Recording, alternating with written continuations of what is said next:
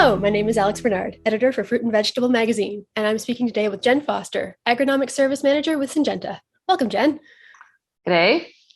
Glad to have you here. Today, we are talking about managing your vegetable crop to meet your contract, uh, and specifically water molds. So, what makes water molds a timely issue for growers in Ontario and Quebec? Yeah, coming off of 2021, where we had quite a bit of rainfall, and walking into multiple fields, there was a lot of oomycete diseases around. So that's the water molds. So Phytophthora, downy mildews, they were quite prevalent and also tricky to manage because it's not straightforward. That's not easy. They're endemic diseases now. They're here to stay. So it's what do we do now to manage those diseases in our crops? Okay. Yeah. What are some short and long term strategies for managing Phytophthora or downy mildew? Yeah, it's different. It's different for Phytophthora than downy mildew. Yeah. So with Phytophthora, long term and short term, there's variety selection, which is limited ability.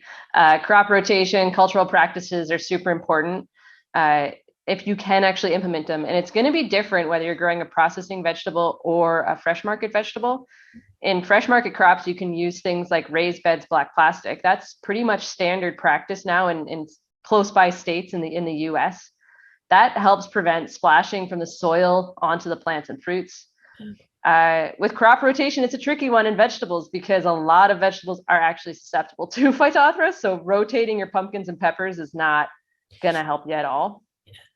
Then there's water management. That's a big one. We had a seminar with Mary Housebeck, and Mary Housebeck has been talking a lot the last 10 years about using irrigation ponds as sources of irrigation. And having that surface pond is really at risk of spreading disease because what she has found is there's disease in that water itself. Oh, okay. With downy mildew, it's a bit trickier. You can't use crop rotation. It flies around in the air, especially downy mildew and cucurbits. There's few cultural tools available. Some cucurbits are less susceptible, but if you grow processing pickles, it's not like you're going to be paid if you grow pumpkins instead. You can use all the strategies in the toolbox, but if there are limited strategies, you're kind of out of luck. Yeah, and like people rely on fungicides then to manage those diseases, and even how you use those fungicides is not straight up depending on if it's Phytophthora or downy mildew. So you think about where is the actual disease and how are you managing it. So with Phytophthora in most crops, it's a problem as a root or crown rot.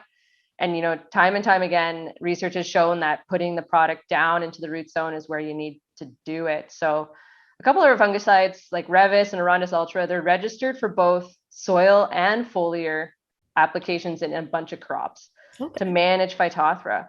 So depending on the crop, like if you're growing a pepper crop, probably makes more sense to use those tools as soil applications or in transplant water through drip irrigation than it does as a foliar application. But if you're growing pickles or a cucurbit crop where fruit rot is really the main issue, that's when we have flexibility on those registered products for using foliar applications to protect the fruit.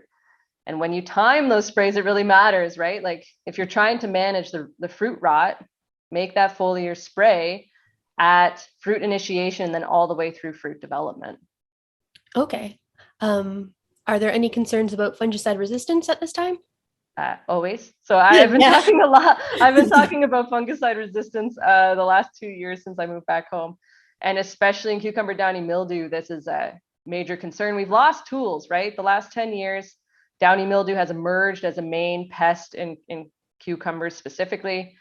And we've lost tools due to resistance.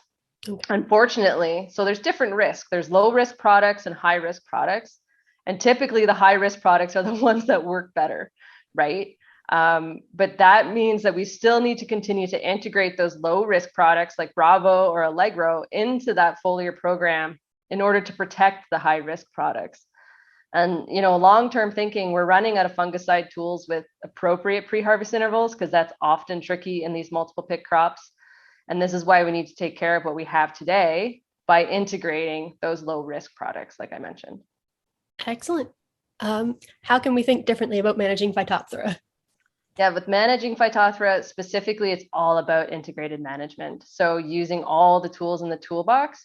And with a disease like Phytophthora, it's a slow mover. So you don't realize it's in your field until often it's too late. Okay. But with Phytophthora, it's about being proactive And again, using all the tools in the toolbox and accepting that some of your plants are going to die, right? So it's about managing that crop to meet your contract, less so than getting 100% plant stand and having your big, beautiful crop, because that's probably not economically viable when it comes to Phytophthora in vegetables. Good to know. Temper the expectations. Yeah, exactly. Thank you so much, Jen. This was great. Yeah, thanks for the chat.